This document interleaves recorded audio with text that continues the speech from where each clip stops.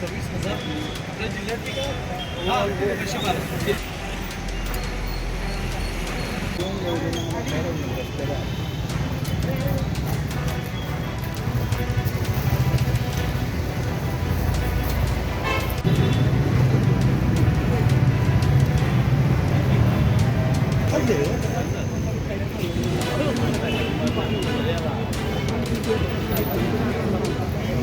प्रकरण आहे ना सद्यस्थिती. तुमचं नाव सांगा. माझं नाव प्रसाद मोहिते. कोल्हापूरमध्ये global trading services, as traders व त्याच्या संलग्न कंपन्या अशा अनेक कंपन्यांनी कोल्हापूरमध्ये बोगस कंपन्या चालू करून इथल्या लोकांना महिन्याला 5% ते 20% परतावा देतो असं आमिष दाखवून गोरगरीब लोकांकडून, मिडल क्लास लोकांकडून मोठ्या प्रमाणात कोट्यावधी रुपयांनी गोळा केले होते. त्यानंतर 21-22 पासून या सर्व कंपन्या एकाच वेळी गायब झाल्या, परतावे देणे बंद झाले. त्यानंतर आम्ही गेले 3-4 वर्ष या संदर्भात आवाज उठवा लागलोय, लढा द्या लागलोय.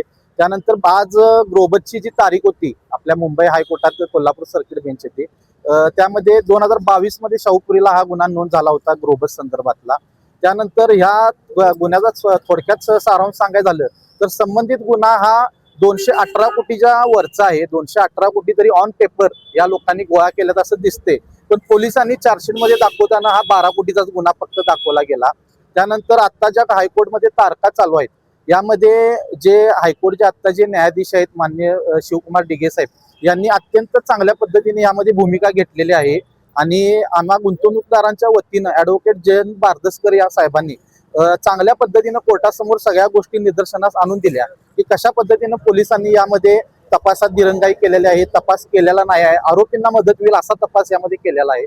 आणि माननीय कोर्टानं त्या संदर्भात सर्व पोलीस अधिकाऱ्यांना जे आजपर्यंत तपासी अधिकारी होते व तत्कालीन SP महेंद्र पंडित साहेब या सर्वांना न्यायालयात हजर राहण्याचे आदेश सांगितले होते मागच्या तारखेला.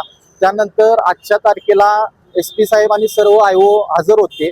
त्यानंतर कोर्टाने SP साहेबांना हेच विचारलं की तुम्ही SP म्हणून तुमची काय कर्तव्य आहात, तुमचं काम काय. जिल्ह्याचं जेव्हा तुम्ही एखाद्या प्रमुख होताय त्यावेळेला तुम्ही असं एखाद्या मोठ्या कोट्यावधी शेकडो कोटीचा फ्रॉड असणाऱ्या तपासात असं टंगामंगल करणं किंवा तुमच्या पोलीस खात्यातील बाकीच्या आयोनी असं टंगामंगल करणं, आरोपींना मदत होईल असा तपास करणं हे कितपत योग्य आहे. आणि याबद्दल खडे बोल त्यांनी सुनावलेले आहेत.